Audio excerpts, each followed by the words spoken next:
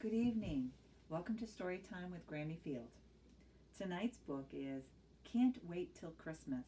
It's written by Mike Huckabee and illustrated by Jed Henry. Christmas was Mike's favorite season. He loved making his wish list, decorating the tree, and eating as many Christmas cookies as he wanted.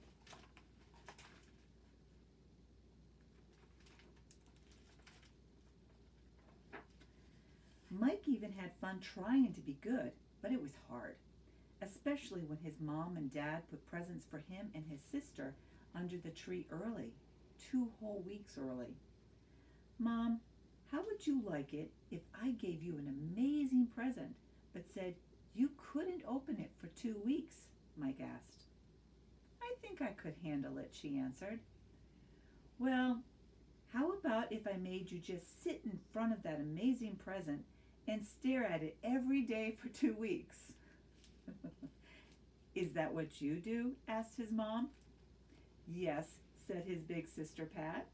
He does that every year. It's not healthy. That's right, said Mike eagerly. It's not healthy. You should let me open my presents, and that way I won't make myself sick. Forget it, said Mom. I'm pretty sure you'll survive until Christmas. You know, when you wait for something you really want, it makes it even more special when you finally get it. How many of you are excited for Christmas? But Mike wasn't so sure about that. He had been counting down the days until Christmas since July. And at the very top of his wish list was a football.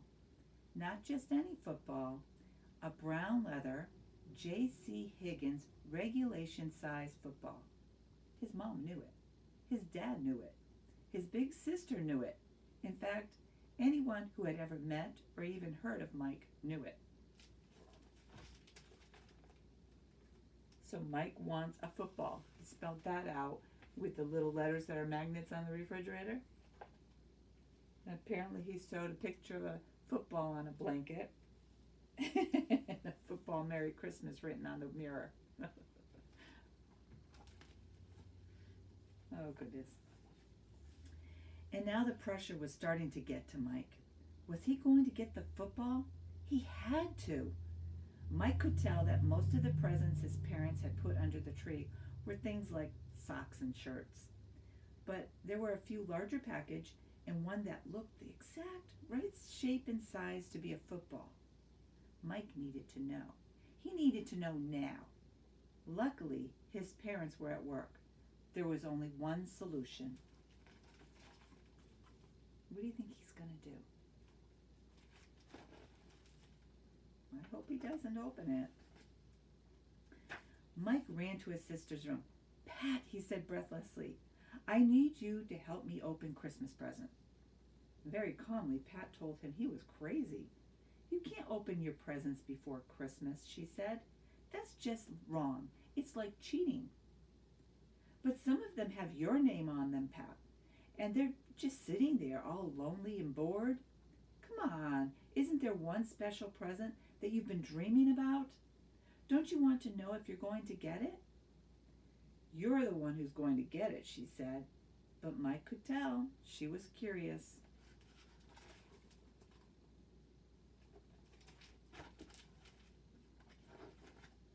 A few minutes later, brother and sister were in front of the tree. Now, what do we do? Asked Pat. Let's see, said Mike. I count 6 presents for you and 6 for me. Wow, said Pat. Mom is really fair. Wait, said Mike. Do you realize it's only 12 days until Christmas and that we have 12 presents sitting right in front of us? This is fate. This is our destiny. This is the real 12 days of Christmas. What are you talking about? Said Pat. Is he convincing to you? Of course, Mike was more than happy to explain his plan. Each day, they would open their gifts and play all afternoon. At the end of the day, before their parents got home from work, Pat would rewrap the presents, good as new, and put them right back where they had been. This way, Mike said triumphantly, Christmas will last 12 days instead of just one. Plus, we can stop bugging Mom and Dad about letting us open stuff early. I know they'll like that. I guess that makes sense, Pat said. Of course it does, said Mike. He picked up a certain package with his name on it and said with a sly smile, let's open this one first. Why do you think he wants to open that one first? Looks about the right size, doesn't it? Pat examined it closely. The wrapping paper is very delicate, she said, shaking her head, and there are only 3 pieces of tape holding it together. This isn't going to be easy. Just open it, open it. Mike was having a hard time holding himself together. Okay, don't rush me. Pat slid one fingernail between the paper and tape. I think I can slide this baby right out the end, she said. Do whatever you have to do, commanded Mike. Even the cat and dog are looking as if they might get something.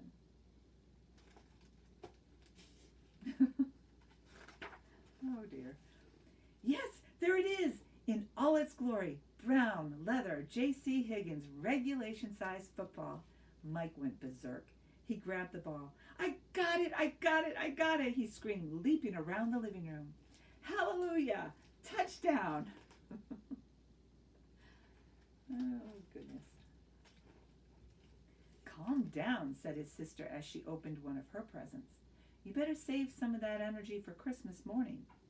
We're going to have to act surprised, delighted, and amazed. It's a deal, shouted Mike as he ran out the door to play football with his friends. It's a deal, said Pat, taking the microscope out of her new chemistry set.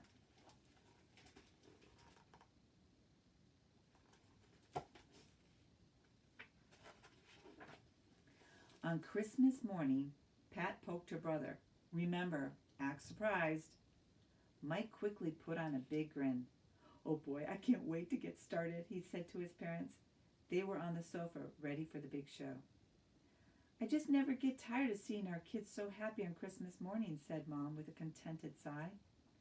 It's such a great way to start the day, full of joy and excitement. Let me at 'em, shouted Pat, rubbing her hands together. Wow, thought Mike, she's really good. Mike was starting to have doubts about his own acting abilities, and suddenly he wasn't feeling very joyful. His mom handed him the large package. Is this what I think it is? He squeaked. Look, honey, Dad said to Mom. Mike is so excited his hands are shaking.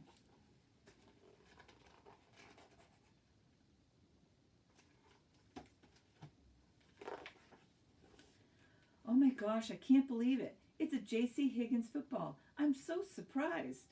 Actually, the only thing that would have been a surprise for Mike at that moment was if the football had leaped up and whacked him on the head.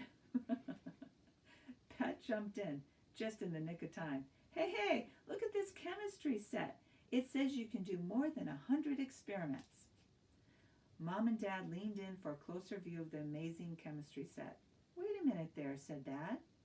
Let me see that. Pat clutched it to her chest. If her dad got any closer, he'd see that half the experiments had already been done. What are you doing, Pat? I just want to see the box. It looks like it's been used. It's fine, snapped Pat. It's perfect. No problems here, Dad. Okay. If you say so, he said.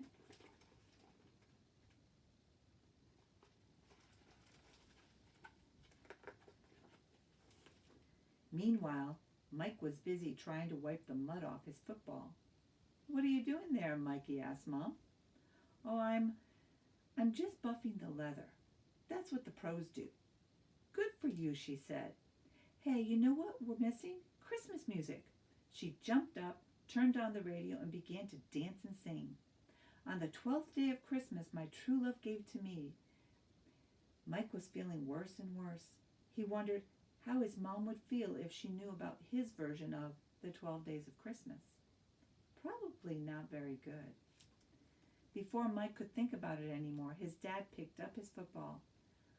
I remember when I got my first, he began. Then he stopped. He stared at the football.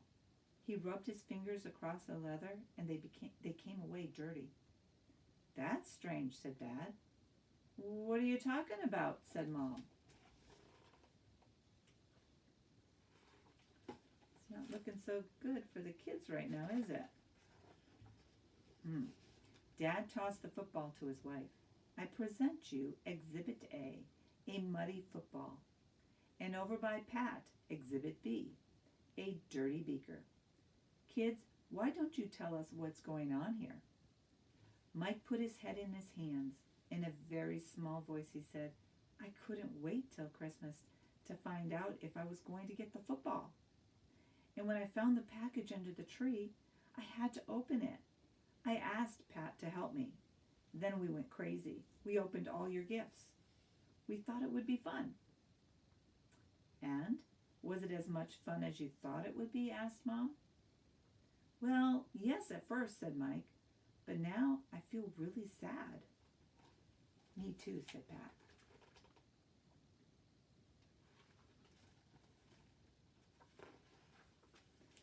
I really hate waiting for presents, said Mike. But I think I hate the way I feel right now even more. I ruined Christmas morning, and I'm really sorry. Mike sniffed a bit. He waited for his parents to tell him what his punishment would be. He wished he could go back and tell his past self to just be patient. Well, you did ruin Christmas for yourselves, and I guess that's a pretty big punishment all on its own, said Dad. I know it's hard to do, but you need to remember that Christmas isn't just about presents. It's a time for us to celebrate together. And if you do something sneaky, like open presents ahead of time, that means the real joy of Christmas will disappear. Can you promise to remember that? Yes, Dad, the two children said.